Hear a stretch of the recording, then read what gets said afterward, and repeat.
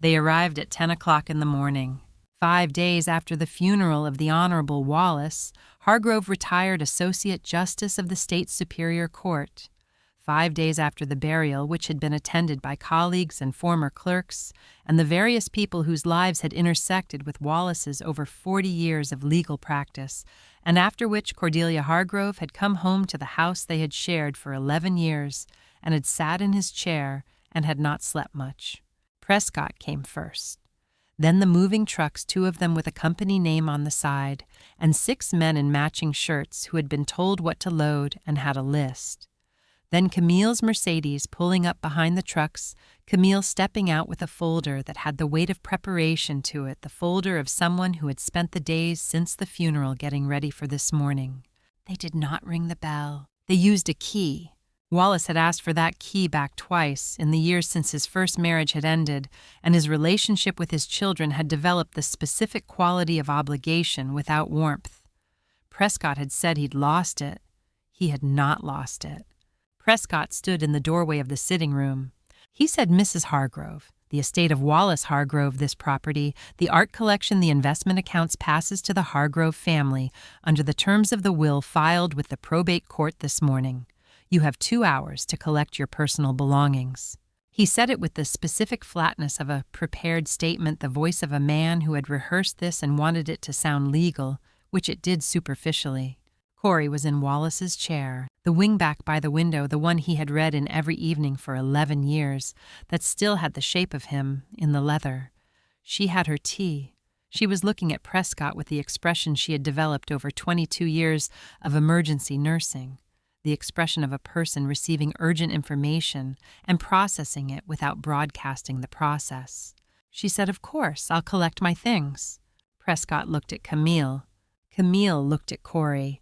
They had prepared for grief, for anger, for legal counter-threats, for the various responses available to a widow being told to leave her home. They had not prepared for this, the tea, the chair, the absolute lack of performance. For 2 hours they moved through the house. The art came down from the walls. The collection pieces came out of the cabinets. The contents of Wallace's study, his books, his files, the items from his decades on the bench were boxed and carried out. Corey sat in the chair and watched and drank her tea and did not interfere. The neighbors gathered on the sidewalk. Prescott said to Camille quietly enough to think it wouldn't carry, "She's broken. She doesn't have anything left to fight with." At noon, they drove away. At 2 in the afternoon, Prescott's phone rang. It was his bank. Every account, personal, business, investment had been frozen. An hour later, Camille called him from her own bank with the same information. The companies, the joint holdings, everything. He called the courthouse. The clerk said Mr. Hargrove, a lis pendens, and an emergency motion for asset freeze were filed this morning. The motion was granted ex parte. He said, "When?" She said, 8 o'clock, sir. He said, 8. She said, 8 o'clock this morning, 2 hours before you arrived at the property. The line was quiet. The clerk said, "Is there anything else I can help you with?" She filed at 8. The moving trucks arrived at 9:58. Corey was at the kitchen table when she heard them 2 large vehicles, the kind that came with ramps and professional movers who knew how to wrap furniture without being asked. She heard the engines before she saw them through the window, and she had time to finish her coffee and rinse the cup and carry her tea to the sitting room before the front door opened. She had made the tea at 9:15. She had been home since 8:40. She had been at the courthouse since 7:45. Prescott had his father's height, but not his bearing. Wallace had moved through rooms with the specific economy of a man who had presided over courts for 22 years, who understood that authority was communicated through restraint. Prescott moved through rooms as if they owed him something which was a different quality entirely, and one that Corey had been observing for 11 years. He came into the sitting room without announcing himself. He had a folder. He was wearing the kind of suit that communicated expense without communicating anything else, which was, she had always thought, the defining characteristic of his wardrobe. He said, "Mrs. Hargrove." She said, "Prescott." He said, "I'll get directly to it. Wallace's estate, this property, the contents of the property, the investment accounts, the art collection, the business interests, all of it passes under the will filed this morning with the probate court. You are entitled to personal property only. Clothing jewelry that was yours before the marriage, personal items of sentimental value with no financial significance. You have 2 hours. He said it with the flat precision of someone who has memorized a prepared statement and is delivering it exactly as rehearsed. Behind him in the doorway, Camille. She had the folder too, a different folder, or the same folder duplicated the kind of redundancy that communicated thorough preparation. She had come in the Mercedes.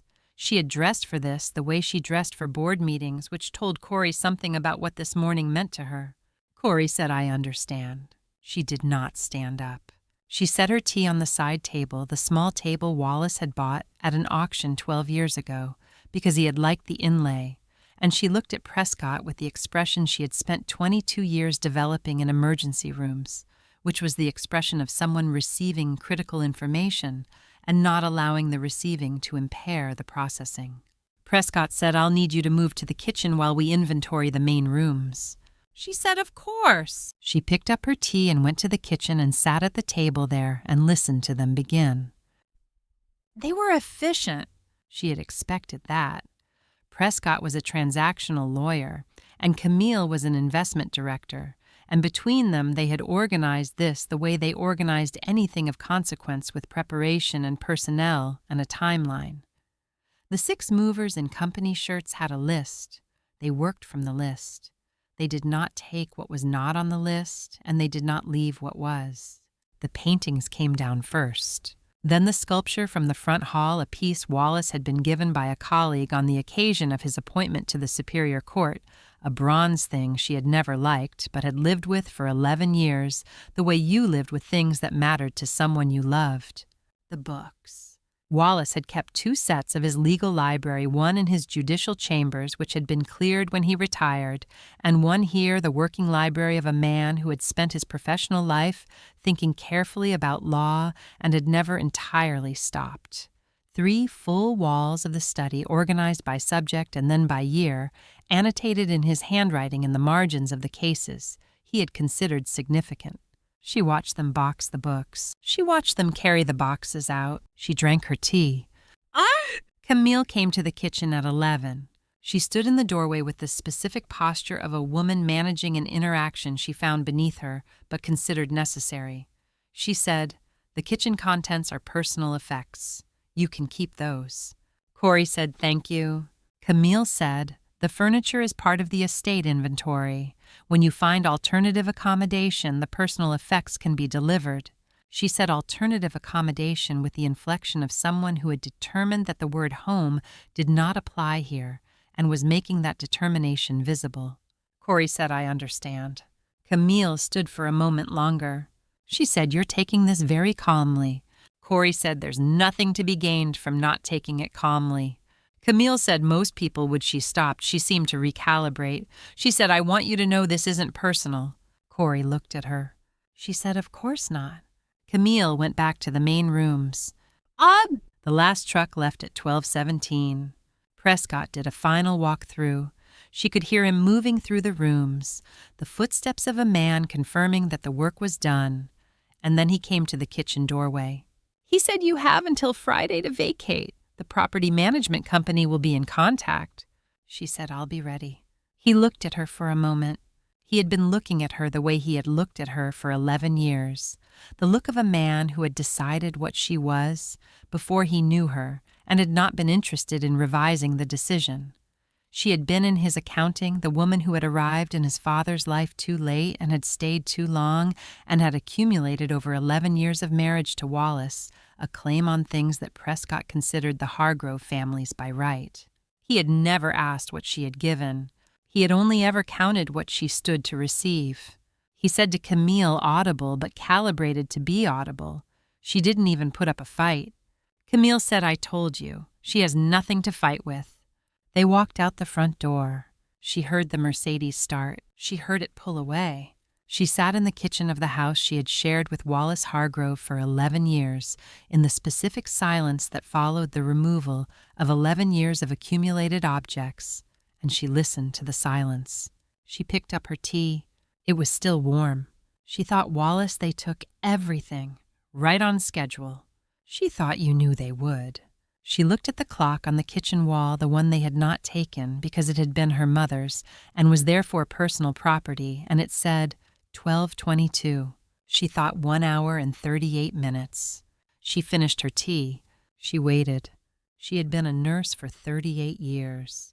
Not always emergency, she had started in pediatrics, moved to surgical recovery, spent 4 years in oncology before she understood that she was absorbing the grief of that unit in a way that was not sustainable, and had transferred to the emergency department at 41 with the specific logic of a person choosing a harder thing, because the harder thing was at least honest about what it was. Emergency nursing was not for everyone. It required a particular relationship with crisis, not immunity to it that was impossible, but a functional working relationship, the ability to receive urgent information and act on it without the receiving impairing the acting. She had found over the years that she was constitutionally suited to this. The louder a situation became, the quieter she became inside it. This was not a choice. It was simply how she was built. She had been 56 when they brought Wallace in. He had been 68, which she had not known at the time. She had known his vitals, his presenting symptoms, the specific clinical picture of a man whose heart had decided to communicate a serious objection to the previous several decades of his life. She had known these things because they were what she needed to know. The 47 minutes that followed were the kind of 47 minutes that emergency nurses did not remember sequentially afterward, but rather as a series of decisive moments. The interventions made the assessments, revised the specific judgment calls that accumulated into an outcome. She had made the right calls. The outcome was that Wallace Hargrove's heart continued functioning. She had been at the end of her shift when he was stable enough to be moved to cardiac care. She had said to the transport team, "He's ready." She had been gathering her things from the break room when someone came to say the patient in Bay 3 was asking for the nurse who had been with him. She had gone back. He had been in the bed with the monitors still attached, and the specific expression of a man who has recently been very close to not existing and is absorbing the contrast. He had looked at her and said, "They tell me you kept me here for 47 minutes. She had said, "Your heart did most of the work." He had said, "I understand you're being modest.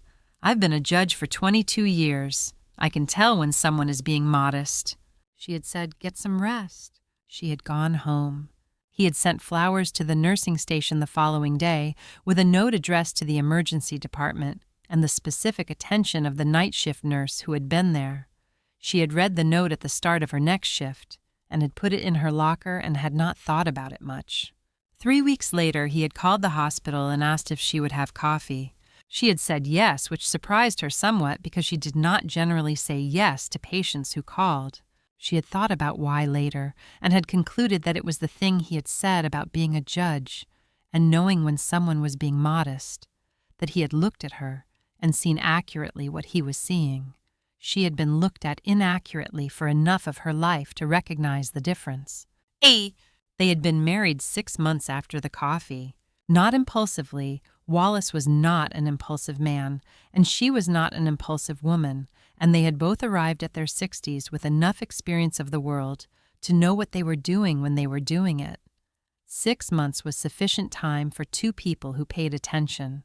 Prescott and Camille had not attended the wedding. This had not been a surprise to either of them. Wallace had said the night before, "I'm sorry they won't come. I've failed them in some way I've never been able to identify precisely. They are resentful people, and I don't know entirely where the resentment comes from, and that's my failures." She had said, "You don't have to apologize for them." He had said, "I know. I'm not apologizing for them. I'm apologizing for the situation I've put you into by marrying you." She had said, "You haven't put me into anything. I walked in on my own." He had smiled at that. He had always smiled at that quality in her, the refusal to be positioned as someone to whom things happened, the insistence on her own agency in the story. In 11 years of marriage, Prescott had come to the house 4 times. Each time there had been a financial matter, a request, a negotiation, a conversation about what he was going to need and when. Wallace had handled these conversations with the specific patience of a man who had spent his professional life listening to arguments he disagreed with and had learned that the listening was necessary, regardless of the conclusion. He had always told her afterward what had been asked. She had never told him what she thought of it. Camille came less often. Her communications were primarily by letter, formal letters written in the vocabulary of legal entitlement, the letters of a woman who had decided that the relationship with her father was a financial relationship and was managing it accordingly. Wallace had kept the letters. He had kept everything. 3 months before he died, before they knew he was dying, before the diagnosis that had made the timeline concrete, he had called her into the study. She had found him at his desk with a folder. Not one of his usual legal files, something prepared differently. The organization of it more deliberate, the kind of document that had been assembled over time with a specific purpose in mind. He had looked at her when she came in with the expression she associated with his most important pronouncements, the specific quality of a man who had spent 40 years choosing his words carefully in situations where the words had permanent consequences. He had said, "Sit down, Corey." She had sat. He had said, "I've been a judge for 40 years. I've watched what happens to estates. I've watched what happens to second wives. I've watched what happens when children who have been given everything decide they are still owed more." He had set his hand on the folder. He had said, "I know exactly what Prescott and Camille will do when I'm gone. I've known for years. I've been watching them become who they are with the specific helplessness of a parent who understands they've failed and can't identify the correction that would have worked." He had said, "So I've prepared. I've used what I know. I've spent 40 years understanding how the law works, and I've spent the last several months making sure you have the tools you need to use it." He had pushed the folder across the desk. He had said, "This is the emergency legal kit. Everything in it is ready to file. You will need Roland. He knows what to do. When the time comes, and it will come probably within a week of my death call, Roland, go to the courthouse and file what's in this folder." He had said, "Don't let them see you upset. Don't let them see you preparing. Let them think what they always think, that you're the emergency room nurse from a small town who got lucky and doesn't know how any of this works." He had looked at her over the folder. He had said, "They've always underestimated you.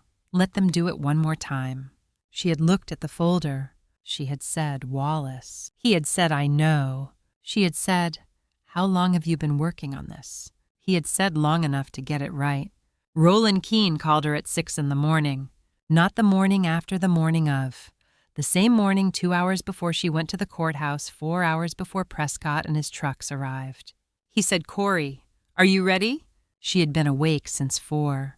She had not slept well since Wallace died, which was 5 days ago, which was also the same amount of time she had been carrying the folder in the inside pocket of her coat and waiting. She said yes. He said, "I'll meet you at the courthouse at 7:45. Esther Mwangi opens the clerk's office at 8. She was Wallace's student intern 30 years ago. She knows what this is and she'll process it immediately."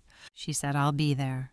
She had made her coffee and dressed and left the house at 7:15, the folder in her coat, and she had driven to the courthouse in the specific early morning quiet of a city not yet fully awake. She had waited in the car for 20 minutes. She had thought about Wallace. The folder had been on his desk for 3 months before he died. She had watched it accumulate, had watched him work on it in the evenings when he could still sit at the desk, and then on the wheeled table beside the bed when he could not, and then in the careful, abbreviated sessions of a man rationing his remaining energy and allocating it to what mattered most. He had not explained each document as he prepared it. He had explained the structure once completely in the study, before the diagnosis had progressed far enough to change the quality of the days, and after that he had simply worked, and she had not asked questions because the work was itself the answer to any question she might have asked. She had understood what he was doing. She had understood what it cost him. The lis pendens was the foundation. Wallace had explained it to her in the language he had always used, with her not simplified, because she was not a person who required simplification, but clarified which was different. He had said a lis pendens is a legal notice. When it's filed with the property records, it attaches to the title of the property. It tells anyone who looks, any buyer, any bank, any court, that this property is subject to pending legal proceedings. It means don't transact with this property because a claim is being made on it. He had said it doesn't require a hearing. It doesn't require a judge's approval before filing. You walk into the clerk's office and you file it, and it is immediately effective. He had said the moment that document is stamped and recorded, no one can sell this house transfer title to it or use it as collateral for anything. The property is legally suspended until the underlying claim is resolved. She had said, and the claim, he had said that's the second document. The ex parte motion for emergency asset freeze. Ex parte means it's heard by a judge without the other side present because the circumstances require immediate action. I have written the motion. I've written the supporting affidavit. I've cited the relevant case law. What I could not do is sign it as the party with standing because I'm the party with the estate. You sign it. You have standing as the surviving spouse. He had walked her through the signature lines. He had said Roland will accompany you. He knows every judge in that courthouse, and he knows which chambers handle emergency motions. When he presents this to the duty judge, they will recognize the quality of the work. They will recognize that the affidavit was prepared by someone who understood the law. That matters. She had said, and the accounts. He had said the third document addresses the accounts. The asset freeze motion, if granted, applies to all estate assets, including accounts that Prescott and Camille will have transferred estate funds into. Because I've traced those accounts in the affidavit, I've documented what I believe they will do with the money. If they move the money and the freeze is granted, the freeze follows the money. He had looked at her. He had said I spent 40 years watching people try to move assets ahead of a freeze order. It never works the way they expect.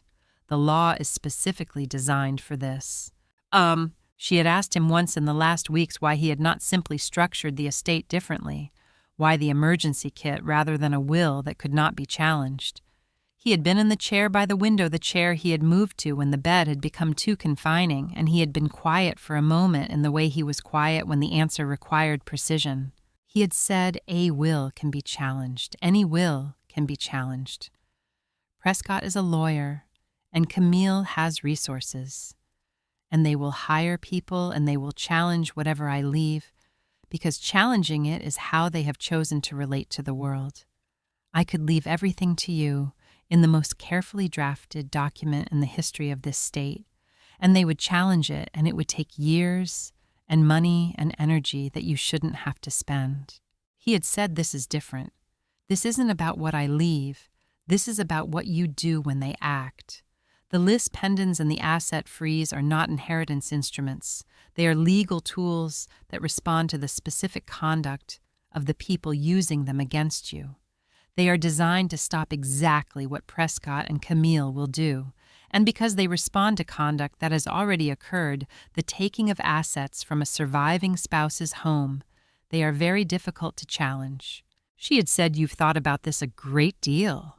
He had said, "I've thought about very little else for 3 months." She had said, "That seems like a lot of your remaining time to spend on this." He had looked at her.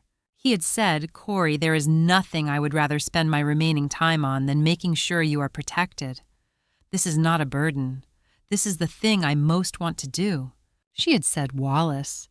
He had said, "I know who you are. I know you don't need protecting in the ordinary sense. You've been protecting other people your entire life. But I can do this specific thing that you couldn't do for yourself because I know the law and the courthouse and the people in it. I have 40 years of knowledge, and I am going to use it." He had set his hand over hers. He had said, "Let them come. Let them take what they think they're taking. And then go to the courthouse at 8 o'clock and file the folder. Roland will be with you. And then come home and have your tea and wait." She had said, "And you think this will work?" He had said, "I was a judge for 40 years. I know what works." He had said, "I also know Prescott and Camille. They will move quickly. And they will be confident, and they will not imagine that you have done anything, because they have never imagined you capable of anything." He had said that is going to be the last time that assumption serves them. At 7:55, she had walked into the courthouse with Roland beside her. Esther Mwangi had looked up when they came in. She had looked at Corey. She had said, "Mrs. Hargrove, I'm sorry about the judge." Corey had said, "Thank you, Esther." Esther had said, "Roland called ahead." "I have everything ready." She had processed the list pendants first stamped recorded effective immediately against the property title, then the asset freeze motion which she had sent directly to the duty judge's chambers with Roland's cover note. At 8:17, the duty judge had signed the order. At 8:20, Corey had been handed the certified copies. She had put them in her coat pocket beside the folder. She had thanked Esther. She had thanked Roland. She had driven home. She had made her tea. She had been sitting in Wallace's chair when she heard the trucks. 8 o'clock. The courthouse lobby had the quality it always had at that hour, the specific early morning institutional quiet of a building beginning its day. The security staff at their stations, the cleaning crew finishing the last of the night's work, the overhead lights at full brightness against the gray November morning outside the windows. Corey walked through the metal detector with her coat and her folder, and Roland Keene beside her. Roland was 62 and had the specific compact readiness of a man who had spent 20 years as a judicial clerk, someone who had learned the exact weight of documents, the exact sequence of processes, the exact names of the people who mattered in every office in this building. He had called her at 6. He had been waiting in the lobby when she arrived at 7:45. He had looked at her coat pocket where the folder made a slight rectangular outline. He had said, "Ready." She had said yes. 10 o'clock. Prescott had parked the second truck on the grass beside the driveway, which would leave marks in the lawn that would take the spring to recover from. He was not thinking about the lawn. He was thinking about the sequence, the inventory list, the mover's progress, the timeline for clearing the house by 2 in the afternoon. He had planned this for years in the background of his thinking, the way you planned for a thing you expected but could not yet execute. He had the will. He had the probate filing. He had the property management company on retainer. He had the storage facility reserved for the items that would be sold at auction. He had not thought about Corey's plans because he had not credited Corey with having plans. This was the assumption he had been operating on for 11 years, and it had never been challenged, and so it had solidified from assumption into certainty. 8:03. Esther Mwangi had been the Honorable Wallace Hargrove's student intern in her second year of law school. She had sat in his courtroom for 6 months and had watched him conduct proceedings with the specific rigorous fairness of a judge who believed that how you ran a courtroom was itself a form of justice. She had gone into court administration rather than practice, and she had never regretted it. When Roland had called her the previous evening, she had listened to what he explained and had pulled the relevant forms and had them ready on her desk before she unlocked the clerk's office at 8. She said, "Mrs. Hargrove, good morning." Corey said, "Good morning, Esther." She processed the list pendants first. The form was complete. Every field, every required element, every attachment. Wallace had known what the form required because he had been reading these forms for 40 years. He had filled in every field and left only the signature lines and the date for Corey to complete, and she had completed them the previous evening sitting at the kitchen table after Roland's call. Esther stamped it. The stamp came down at 8:07. The list pendants was recorded. From that moment, the property at 1441 Meridian Drive, the house, the grounds, the contents was subject to pending legal proceedings. No sale, no transfer, no encumbrance. The title was suspended. 10:30. The paintings were in the second truck.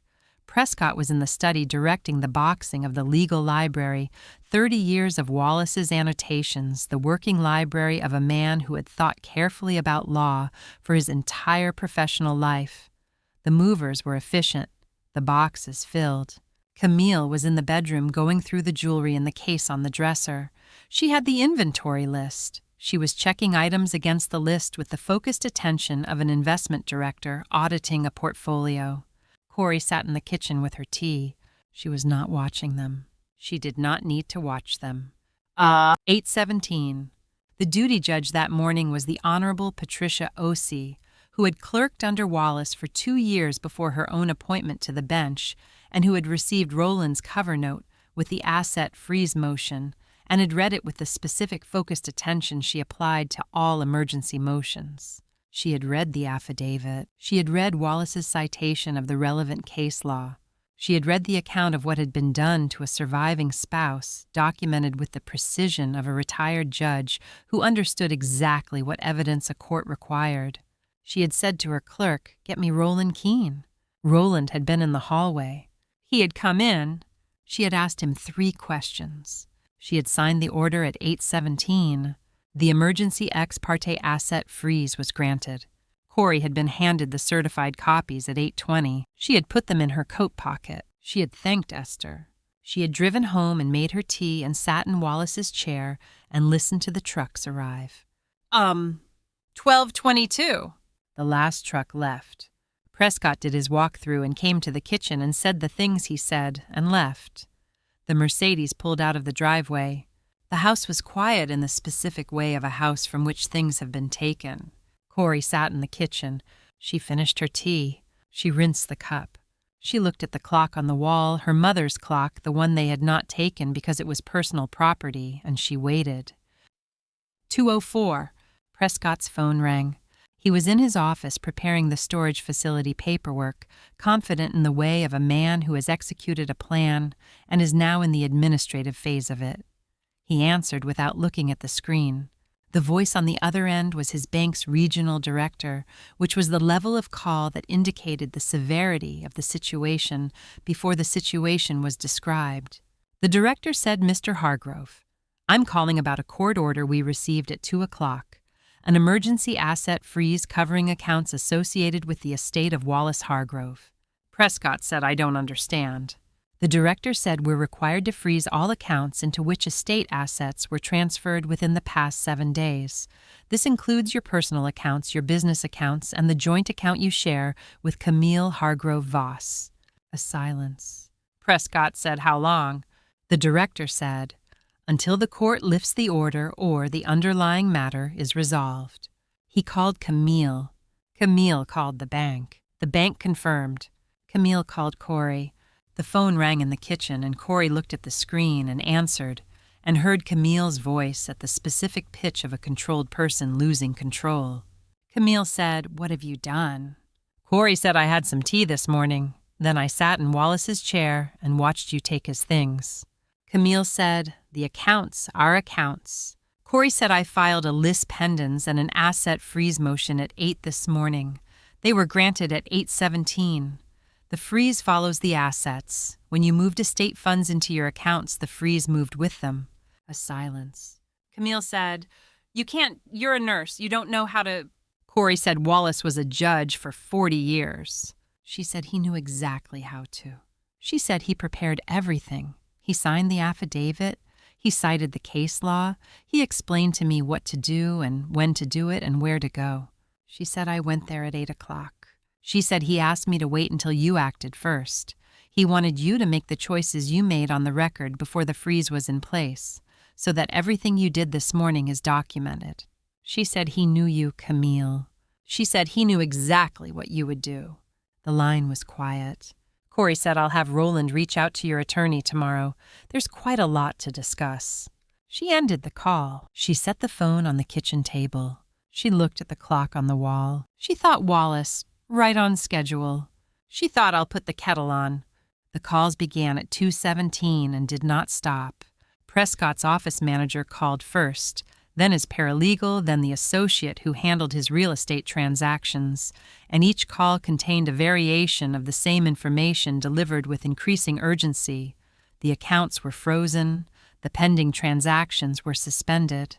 The clients who had been expecting closings that afternoon were asking questions that no one knew how to answer. He called his firm's managing partner. The managing partner said, "Prescott, I'm looking at this court order. This is a Wallace Hargrove affidavit." Prescott said, "I know whose affidavit it is." The managing partner said, "Do you understand what this means? Your father spent 6 weeks on this document. I've been in practice for 31 years. This is the most thorough asset freeze filing I've seen. Every account, every transfer, every pending transaction, he traced it all. He knew exactly what accounts you held. He knew what Camille's investment positions were. He knew." Prescott said, "How is that possible?" The managing partner was quiet for a moment. He said, "Prescott. He was a judge for 40 years. He knew how to get information. and he clearly spent the last months of his life doing exactly that. Camille was in her car in the parking structure beneath her building when she reached the first outside attorney. He was a probate specialist she had worked with on 2 previous estate matters, a man who had a reputation for finding angles that other lawyers missed. She explained the situation, the lis pendens, the asset, freeze the fact that she and Prescott had moved estate assets into their accounts earlier that morning before receiving any notice. He said, "Send me the documents." She sent them. He called back in 40 minutes. He said, "Camille, I need to ask you something. Did your father draft this?" She said he signed the affidavit. He said he didn't just sign it, he wrote it. The citation structure, the evidentiary framing, the way he's anticipated every counterargument, this is 40 years of judicial thinking applied to a single document. I can look for a technical defect in the filing, but I want to be honest with you, I'm not going to find one. She said there has to be something. He said the retroactive provision is completely valid. The lis pendens attaches to assets as of the filing date, and the asset freeze order specifically covers transfers made in anticipation of the filing. That's a standard fraudulent transfer provision. When you moved estate assets into your personal accounts this morning, you did exactly what the affidavit predicted you would do. Your father described it.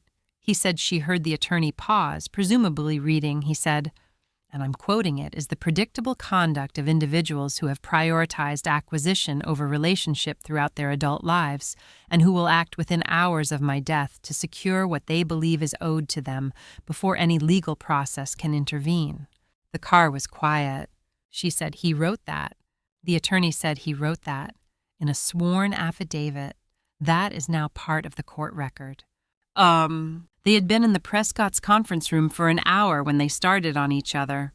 It began with logistics, who had authorized which transfers had been made, in which sequence, whether the art collection was legally distinguishable from the liquid assets for the purposes of the freeze order. These were answerable questions, and they answered them, and the answers did not change anything. Then Camille said, "You moved too fast." Prescott said, "We discussed the timeline."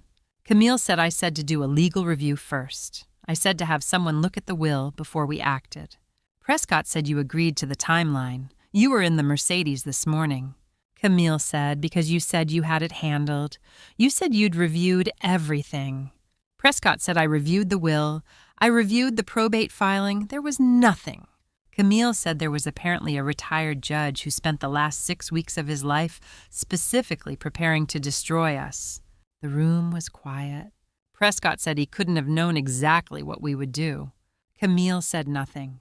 Prescott said he couldn't have known which accounts, which transfers, the exact sequence. Camille said, "Prescott. He raised us. He watched us for 30 years. He knew exactly what we would do." She said it without heat, the flat acknowledgement of something she had known and not wanted to know. She said we were predictable. We've always been predictable. We want things, and we take them, and we don't think about consequences because we've never had to. He knew that about us because he made us that way. He said so in the affidavit, apparently. Prescott said he said that. Camille said, according to the attorney, yes. The room was quiet for a longer time. Prescott picked up his phone. He called the third attorney, the one he had been saving, the specialist in emergency motions and injunctive relief, the one who charged the most and occasionally produced the improbable outcome. The attorney listened to the summary. He asked for the documents. He read for 22 minutes, which Prescott knew because he was watching the clock. The attorney said, "I'm going to tell you something as directly as I can because I think you need to hear it directly. This filing is excellent. It's better than excellent. It's the work of someone who knew exactly what arguments would be made against it and addressed each one preemptively. Whoever drafted this." Prescott said his father, the judge. The attorney said then his father was very thorough and very angry, and I mean that as a professional assessment rather than a personal one. There are no procedural defects. The evidence is in order. The retroactive provision is correctly applied. The description of anticipated conduct, your anticipated conduct, is specific enough that any judge reading it will see that what you did this morning is exactly what the affidavit said you would do. He said the practical situation is this. The freeze is in place, the lis pendens is in place. You have assets that are now inaccessible until the underlying estate matter is resolved. The underlying estate matter will not resolve quickly because the surviving spouse has standing and documentation and a deceased judge's sworn testimony on her behalf. He paused. He said, I need to ask you something. Is there any version of this in which you're willing to negotiate? Prescott said with her. The attorney said with her. Because if you are, there's a path through this that doesn't involve years of litigation. If you're not, if you intend to fight this, I can file motions and we can go through the process. But I want to be clear that the process will be expensive, it will be slow, and at the end of it you will almost certainly lose. Because she has a very good document and you have the documented evidence of doing exactly what the document said you would do. Prescott sat with the phone. He thought about Corey in the chair with her tea. He thought about 47 minutes in an emergency room 11 years ago, a nurse keeping his father's heart beating, while Prescott had been in a deposition in another city and had not known about it until it was over. He thought about 11 years of calling her the woman his father had brought home, the emergency room nurse, who had gotten lucky, the woman who didn't understand the family she had married into. He thought about a retired judge spending the last weeks of his life on a document. He said to Camille, we have to go see her. Camille said she won't negotiate. Prescott said we don't have a choice. He said it the way a person said something they had been moving toward for a long time and had finally reached. He said we never had a choice. He made sure of that. She had chosen the diner on Clement Street because it was where she and Wallace had eaten on Sunday mornings for 11 years, and because she was not going to stop going to the places that had been theirs just because he was gone. It was 4:30 in the afternoon and past the lunch hour, and she had the corner booth to herself. The soup was the same soup the same cook had been making it for 20 years, a minestrone that was better than it needed to be, for a place with plastic-covered menus and paper napkins. She had ordered it the first time because Wallace had recommended it, and had ordered it every time since because it was correct. She was most of the way through it when they came in. She had known they would find her. Not here specifically, but she had known they would look, and that they would find her, because people in crisis moved toward resolution, and the only resolution available to them now ran through her. She had thought about where to be.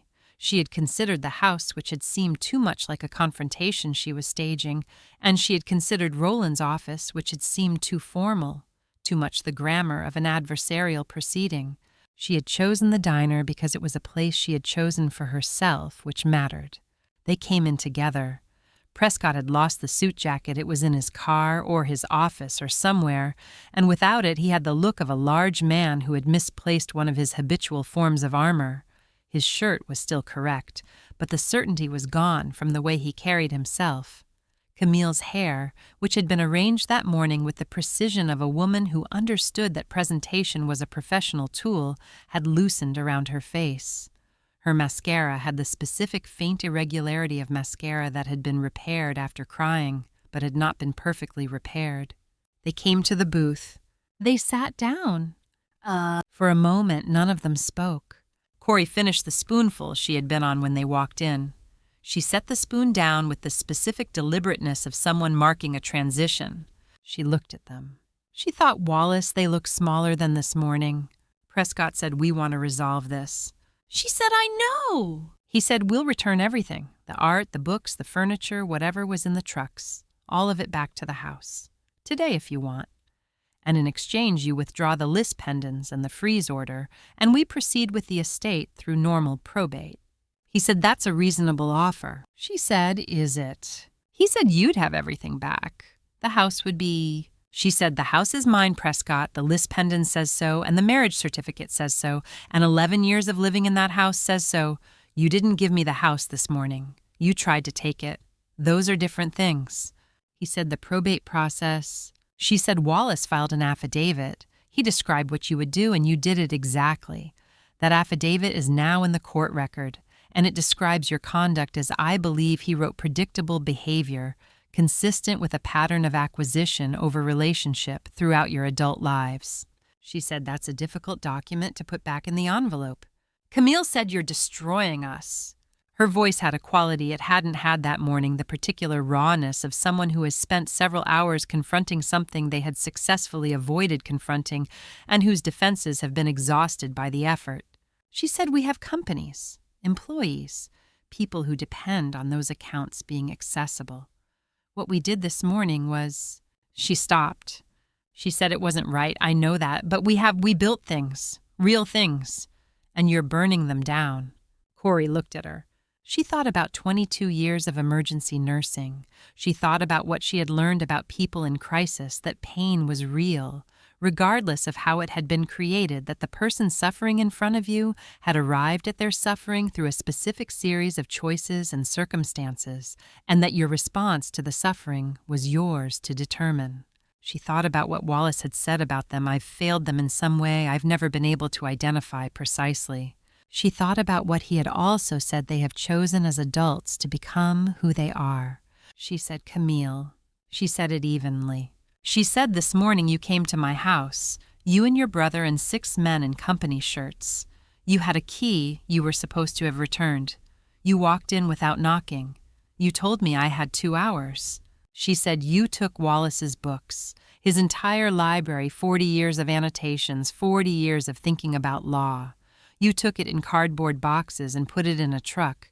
She said you took the bronze sculpture from the front hall, the one his colleagues gave him when he was appointed to the court. You had it on your inventory list." She said, "And while you were doing this, I was in his chair because that is where I wanted to be.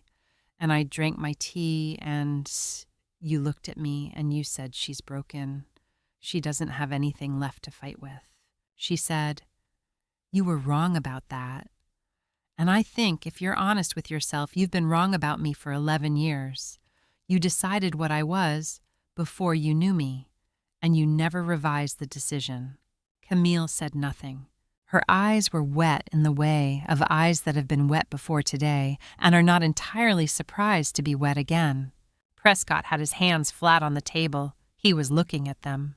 Corey said, "I'm not going to withdraw the lis pendens." She said, "But I'll tell you what I'm not going to do. I'm not going to take everything. I'm going to take what was mine and what Wallace intended to be mine. The house, the accounts we held jointly, the items that were purchased during our marriage and belonged to the estate we built together." She said, "The business interests you have that are separate from Wallace's estate, your firm, Camille's fund, the investments you made with your own money, those aren't in the scope of what I'm claiming. The freeze is affecting them because you moved estate assets into those accounts this morning. When the estate matters are resolved, the freeze on your separate property resolves with it." She said that's the distinction Wallace built into the affidavit. He was precise about it. He wasn't trying to take your livelihoods. He was trying to protect mine. Prescott looked up. He said, "So, if we agree to the estate settlement," she said, "when the estate is correctly administered, your accounts will be unfrozen. The process will take time, but you'll have your businesses back." She said that's what Wallace gave you, from the document he spent the last months of his life writing. He gave you the ability to have made this mistake and survive it. She said he was a better father than you gave him credit for. She picked up the $20 bill she had set beside her bowl when she saw them coming through the door. She stood. She said, "Roland will contact your attorneys tomorrow. Don't make this harder than it needs to be." She said, "You came to take what you thought was yours. You didn't. You have what's actually yours. That's enough for most people." She put on her coat. She said it should be enough for you. She walked to the register. She paid for her soup. She went out into the November afternoon and drove home to the house where the walls were bare and the shelves were empty, and the chair by the window still held the shape of the man who had spent the last months of his life making sure she would be able to sit in it without fear. She sat in it. She was not afraid. The hearing was scheduled for a Thursday morning 6 weeks after the day of the trucks. The courtroom was Courtroom 4 of the County Superior Court, which was the same building Corey had walked into at 7:45 on the morning everything had begun. The same building where Esther Mwangi had stamped the documents at 8:07, the same building where the Honorable Patricia Osei had signed the freeze order at 8:17. The courtroom was not large. It was a working courtroom, not a ceremonial one, the kind used for motions and hearings and the procedural work of the law rather than for trials with juries and public galleries. There were rows of seats behind the bar, and most of them were empty. Roland had told her it would be this way. He had said this is administrative, not theatrical. The outcome will be the same regardless of the audience. She had worn Wallace's favorite color on her, which was a deep blue, not for the court, for herself. The presiding judge was the Honorable James Okafor, who had been appointed to the Superior Court bench 14 years ago, and who had before his appointment clerked for a year at the State Court of Appeals. At the same time, Wallace had been serving as an associate justice. Roland had told her this. He had told her they weren't close friends, but they knew each other. He respected your husband's work. She had thought Wallace knew who would be hearing this. She had not been surprised. Roland presented the documents in order. The lis pendens first, the foundation, the mechanism that had stopped the transactions on the morning of the trucks, the filing that had been in place before Prescott and Camille arrived at the house. He explained its effect. He showed the timestamp. He showed the certified recording from the county property records. The asset freeze order. Second Judge Osie's signature. The ex partes grant the specific scope of the order and the accounting of how the scope had been determined. The accounts that had been frozen. The amounts. The fact that the freeze had been triggered by the movement of estate assets into accounts belonging to individuals who were also respondents in the estate proceeding. He paused. He said, "Your Honor, I'd like to submit the affidavit." He set it on the clerk's desk. Judge Okafor picked it up. The courtroom was quiet. The judge read it the way Wallace had read things, completely from the beginning without skipping. Corey had watched Wallace read for 11 years and had recognized the quality of it, the full engagement, the specific attention that communicated that the document in front of him was being taken seriously, was being allowed to say what it was saying without being anticipated or managed. Judge Okafor read for 11 minutes. Corey watched his face. She had spent 22 years reading faces in emergency rooms, the faces of people in crisis, the faces of people receiving news, the faces of people encountering something they had not expected. She had developed through that work the ability to read faces without projecting onto them to see what was actually there rather than what she expected or hoped to see.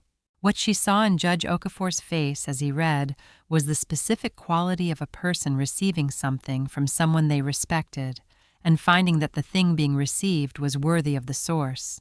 She heard him exhale very quietly once. She thought that was the line. She knew which line it was. The affidavit was 3 pages. The first page established Wallace's credentials and standing his years on the bench, his knowledge of estate law, his direct personal knowledge of the assets described, and their provenance. It was written in the specific formal register of judicial testimony, precise and unornamented. The second page was the legal substance, the documentation of assets, the identification of accounts, the anticipation of specific conduct by specific parties, the legal basis for the relief requested. This was the work of 40 years of legal thinking applied to a single problem, and it showed. The third page was different. Wallace had written it last, Roland had told her. He had written it the night before he dictated his final changes to the second page, which meant it had been written in the condition of the end, the condition of a man who has run out of time for anything but the essential. He had written, "I am aware that this affidavit will be read in a proceeding after my death. I am aware that my children Prescott and Camille will be present or represented. I want the record to contain the following. I do not write this document in anger. I write it in clarity, which is different. Anger obscures. Clarity reveals. What I want revealed is this. I know my children will take these actions because I have watched them become who they are, and I have not done enough to change the course of that becoming.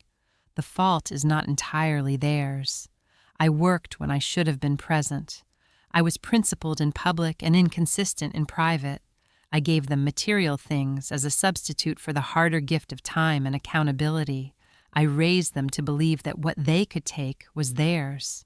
This is my failure and I carry it. But Cordelia Hargrove is not responsible for my failures as a father. She came into my life when I was 68 years old, and I was a man with a damaged heart, literally medically, and she repaired it, and then she stayed. For 11 years, she stayed. She cooked dinner in a kitchen that wasn't designed for how she cooked. She read in a library that was organized for someone else. She lived in a house that had another woman's history in every room, and she did it gracefully. And she never once asked me to change anything to suit her better. She deserved better than I gave her. She deserved certainty. This document is the certainty I should have given her years ago, given with the only tools I had left at the end, which were my knowledge of the law and the time I had remaining to apply it. Everything I have is hers, not because she needs it, because it is right. I also want to say this for the record: Prescott and Camille are not bad people. They are people I failed to shape toward generosity. There is a difference. I hope they find their way to understanding it. I hope that this proceeding, the exposure of what they chose to do, and the consequences of that choice is not the end of their becoming. I hope it is a correction. I have loved them imperfectly for a long time. I leave them with what they have built separately from me, which is real and substantial and entirely theirs. I leave Cordelia with what we built together. That is what I have to give. Wallace Hargrove, Associate Justice, Retired, State Superior Court. Judge Okafor set the affidavit down. He looked at the plaintiff's table where Roland sat beside Corey.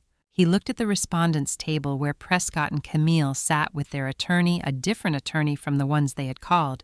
In the days after the freeze, a man who had come into this proceeding already knowing the outcome. He said, "I've practiced law, and I've sat on this bench for a combined 36 years. In that time, I've read a great many affidavits. I've read documents drafted in extremis under time pressure at the end of resources." He said, "I want to note for the record that this is the most carefully constructed document I've received in those 36 years. Whatever else may be said about this proceeding, the affidavit of Wallace Hargrove reflects the work of a man who spent his remaining capacity on something he believed mattered. He said the court finds the lis pendens and the emergency asset freeze to have been validly filed, supported by adequate documentation, and correctly applied to the circumstances of this case. The estate assets are confirmed as the property of Cordelia Hargrove as surviving spouse. He said the freeze order is modified to release the respondent's separate business assets, those documented as originating prior to the estate's involvement, effective upon completion of the estate accounting. The process will be supervised by the court. He said the respondents are ordered to return all items removed from the property. They are ordered to pay costs of this proceeding. They are further ordered to pay compensatory damages for the disruption caused to the surviving spouse during the period of wrongful removal. He looked at the respondent's table. He said, "I'd encourage both of you to read the 3rd page of your father's affidavit carefully, not for the legal content." He set his pen down. He said, "This proceeding is concluded." Prescott and Camille sat. They sat the way people sat when something had been decided that they had known was going to be decided and had been waiting for it to be said, and now it was said. Prescott's hands were on the table in front of him. Camille was looking at the middle distance with the expression of someone who has been through something difficult and is not yet sure what is on the other side of it. They were not shattered. They were not whole. Corey thought Wallace hoped this would be a correction. She thought, "I hope it is." She picked up her bag. She stood. She did not look at Prescott or Camille. She walked toward the door of Courtroom 4, past the clerk's desk and the gallery chairs, and the place where Roland was already gathering his files. She pushed through the door into the corridor. She did not look back. There was nothing behind her that she needed to see. Everything she was going toward was ahead. The trucks came back on a Friday. The same company, different men, or the same men with different instructions moving in the direction opposite to the one they had moved 10 days ago. She stood in the doorway and watched them carry things in, and she directed the placement of some items and did not direct others, and by noon the house contained again most of what it had contained before. Most, not all. She had made a list during the 6 weeks of the legal proceedings, a list of what was in the house, what she wanted to keep, what she wanted to give, what she wanted to let go.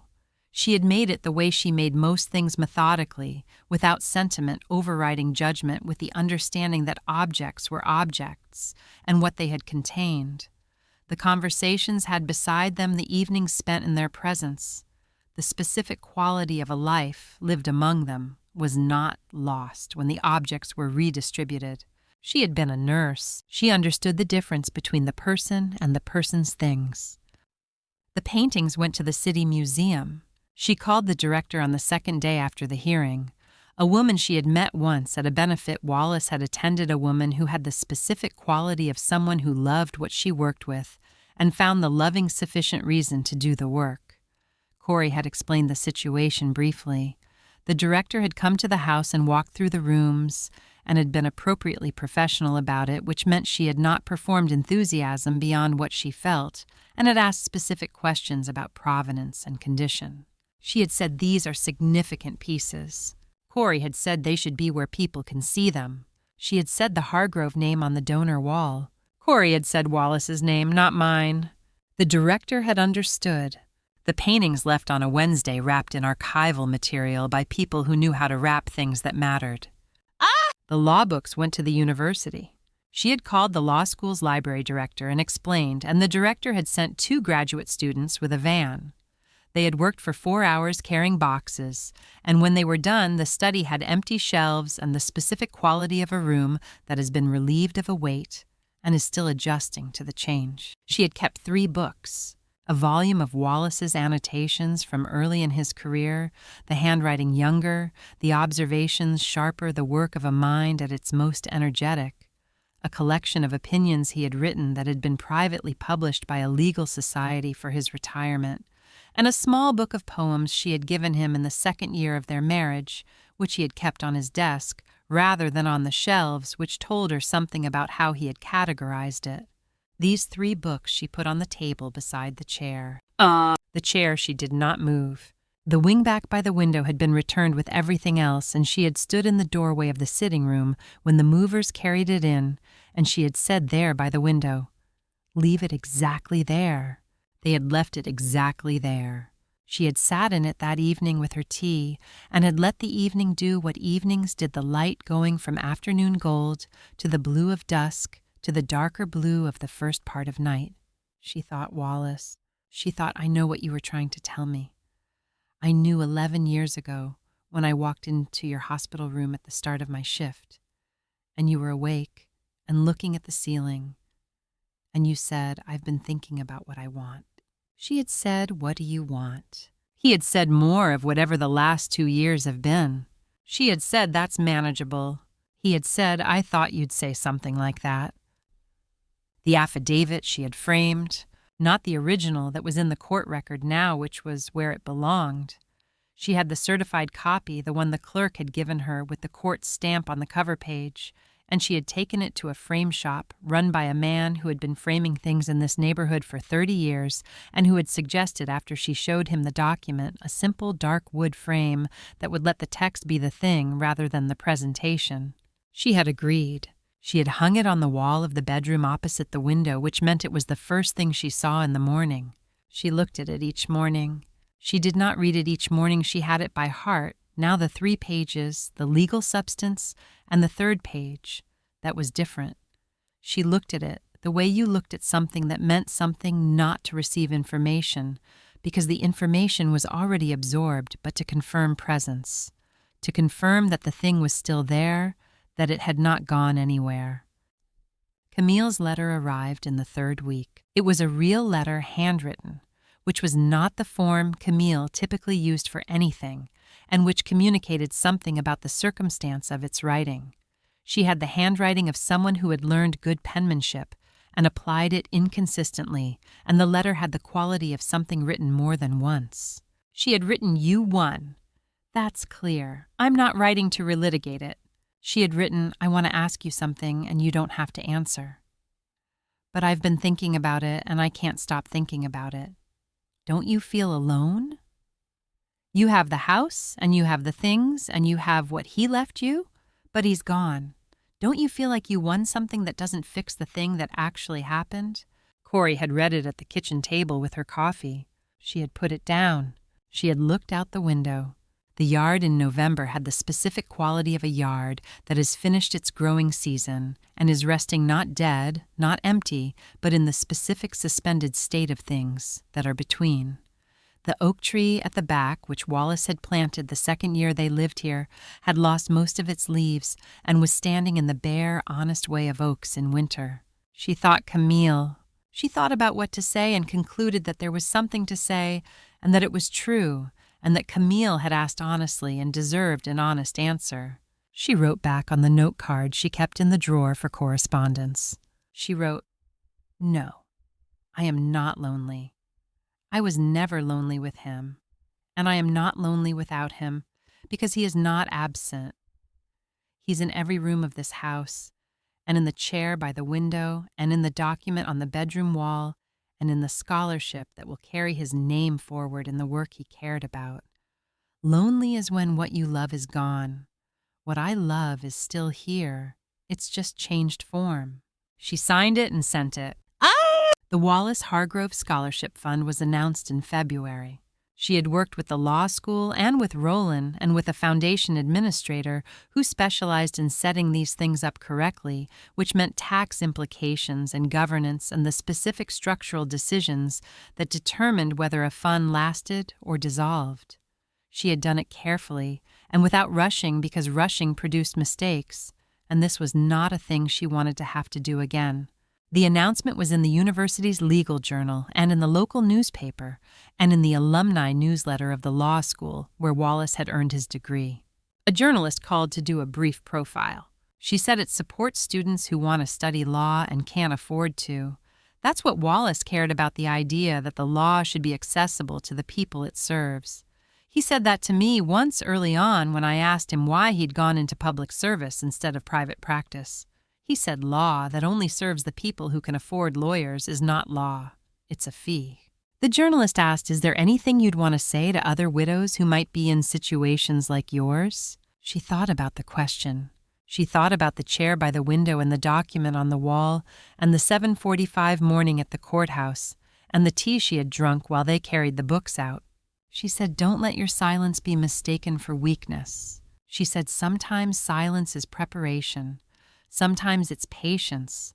Sometimes it's the space you need to do the work that needs to be done before anyone knows you're doing it."